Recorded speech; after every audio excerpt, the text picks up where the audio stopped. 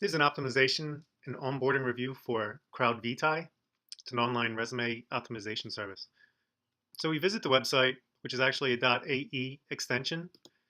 Strangely enough, there's another service with the same name running under .com without the SSL. They're actually similar to one another in the services they provide. I'm not sure if this is actually the same company or not, but depending on how people are accessing the website, it's going to could or could not be an issue. If you're entering it sideways through a sister website, which we might see later on, then it might make sense just to keep this branding. But there's bound to be some confusion with, especially with the .com versus the .ae. But still, it's a great name. CV is the abbreviation for curriculum vitae, so crowd vitae fits very well. It takes advantage of the most current design theme, which is a single web page, large fonts, very simple text, no bleed out links. So we'll see how that works. It's definitely common now and common enough where people are used to it that they're going to have to scroll, but it's not immediate clear that this is a scroll upon page load. So it doesn't give us enough information above the fold, which is the information that we see by default when the page loads, to make a decision on whether to use the service or not. So um, it might make sense to have some sort of indicator that there's additional content below the fold, but as soon as someone touches the mouse, they should be able to see. But then again, we don't see the additional content until we're pretty far down. So what a lot of sites are doing are actually putting these as menu options using named anchor links up here where they could click through. It complicates the design a little bit in terms of cleanliness, but it seems to be a little bit more usable, or at the very least having a down arrow where it indicates to the user that they could either click on the arrow to scroll down or manually scroll down. But again, pretty straightforward, and anyone savvy enough will know that the site does scroll. Obviously, the design is excellent. The text, if we look at it, it's perfectly written. The how does it work is 3 simple steps. Each sentence is pretty equal, so this is it couldn't get any better than this. Again, this is taking up our full browser window size, and this is the second aspect. But as we know, we saw earlier, we're able to scroll down even further, and brings us to the get started. So let's say we've reviewed the how does it work section. We want to use the service. We're going to get on board with the get started. And this is great because they put a get started button at the bottom as well as have your typical login and sign up buttons at the top.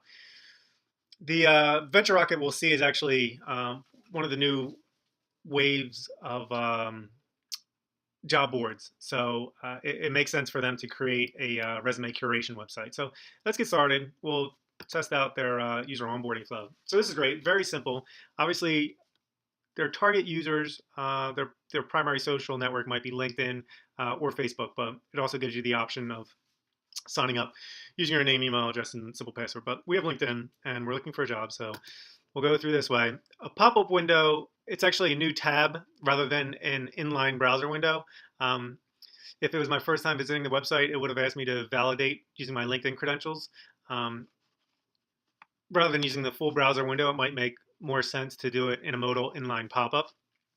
But anyway, we're here at the after registration onboarding page, which gives us the very simple options of upload your resume. So we could drag and drop our PDF if we have a PDF format of our resume already, but a lot of people just starting their job search wouldn't have it.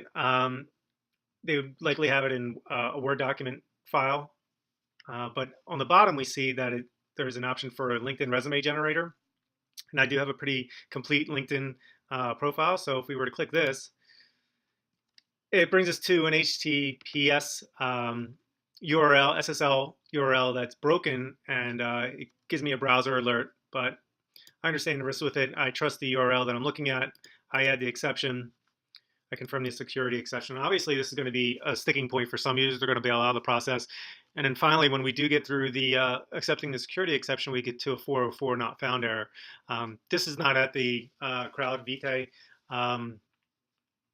website. It's over at LinkedIn Labs, so it may be an issue on there, and or it's an integration issue on the crowdvit site. We come back, and we obviously can't use the LinkedIn resume generator, and it gives us the option of uploading a PDF, but I see Dropbox and Google Drive are coming soon. So I would have it in a Word document. It would be great if there was a conversion process for my Word document.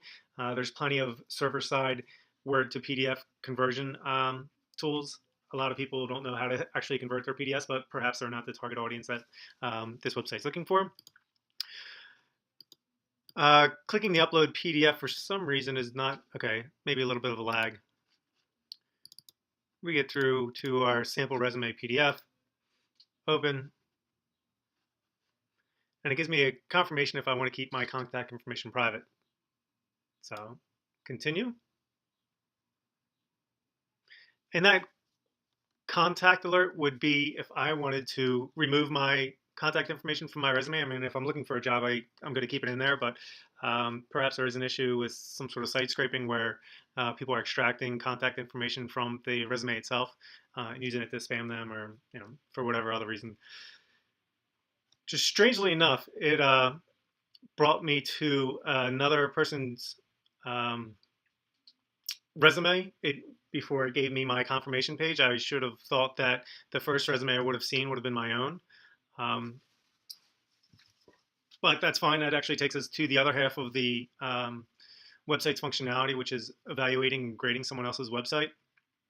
This is something that I noticed, which was a little wacky. They have a sticky header bar that when you scroll down past a certain point, it tries to persist, keeping the person's name with the nav options.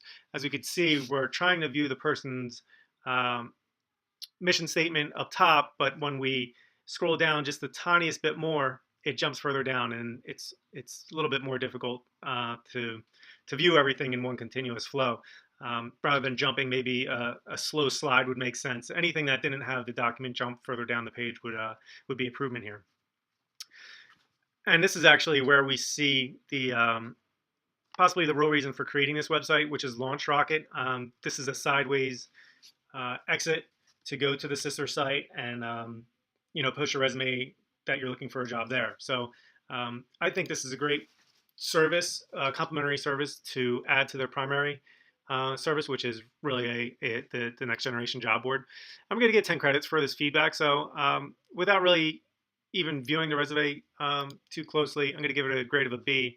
I know that by grading more resumes, I get credits which allow me to pay other people to review my resume. So it's a great method for encouraging interaction and peer reviews. But there are some limitations. Obviously, people can just put anything here. And this is only 2 words, and it's actually given me the ability to grade the resume already, which isn't ideal. Perhaps there should be a higher word count limit. But I would be getting 10 credits for this, but I'm not going to spam the site by grading this resume because I really didn't take the time to look at it. But it gives me the option to view the next CV. And it loads nicely. I mean, it works well enough. If we look at the URL in this case, if they're this is gonna be a user-generated content site, and it could be really powerful if search engines are able to index these resumes as text. In doing so, we might want to change the URL to have the person's name. LinkedIn is able to, part of the reasons, obviously, the trusted value of the LinkedIn network is pretty high, so they're going to rank highly anyway. But one of the reasons why is because they actually use the person's name here. So if you do a search for a person's name, you're going to get their LinkedIn profile pretty highly. But similarly, if we have David Hannon here, and if we have that as part of the URL, that Google, the bots would look very favorably upon having something like that. So that's just a small SEO point, and the site is going to continue to grow via crowdsourced content. So if we go back to my resume, it's kind of hanging a little bit. This is me. Okay, actually, this is the sample resume that I uploaded to John Doe resume. So it allows me to see my grades, which are great because this is going to be where I get feedback from other users. But initially, when using the site, it would bring you here, and then you would see Next CV, which isn't really a good indicator of what the button does. When I'm on someone else's resume and I see Next CV, then it makes sense that I would be going to the next person to review. But when I'm on my own resume, maybe I'm reviewing it, maybe I'm going to make some changes. This could be something like grade other resumes, view other resumes, which would initiate the process rather than next CV. I mean, that's just nitpicking, but the interface is so sparse as it is, it would be great just to have something a little bit more indicative of what it actually does. And then get feedback. This is all very simple and great stuff. Email feedback. I mean, everything right here is well done. Support, which I love, is actually a mail to link, which opens up the mail client of the user. And I'm not quite sure why we went with all of the formal email forms when the link to is pretty effective. So all in all, I mean, the site obviously is professionally done, very high quality, one of the better sites that you're going to see. If you look at the back end of it, it's using a combination of CloudFront, which is on Amazon Web Services, but they're also using an Optimizely A/B testing. So these guys have about as good of a grip as you could possibly have on website optimization. There's just some small nitpicking things that could be improved to improve the onboarding experience. Certainly the upload format options being Word, the LinkedIn resume generator, which would be great and definitely useful for someone like myself. Being broken is obviously more of a serious issue. But the concept of being able to grade someone else's resume and earning credits for my own resume grading really embodies everything that crowdsourced content is all about. And I think the brand is perfect. They just could get some little bit more long tail things going on here to make the process a little bit more smooth. I did get the first time I tried it, when I didn't have the PDF format, when the LinkedIn resume generator broke, I did get a follow-up email from the site owner saying, obviously an automated email, looked very personalized, asking why I wasn't able to upload. So that's definitely the reason. The LinkedIn resume generator is broken. I didn't have a PDF format of my document on my computer. I only had Word format. So if you were to enable Word document uploading and conversion to PDF on the fly, or the LinkedIn resume generator work, that'd be great. The options for Google Drive and Dropbox, I don't even really think that they're that vital. Google Drive possibly, but here I would have the option to upload PDF, or this LinkedIn resume generator. It looks like it's it doesn't look like it's one of the clearer options. I think a lot of people would like to use this LinkedIn resume generator. I think that could be a very powerful tool. Upload later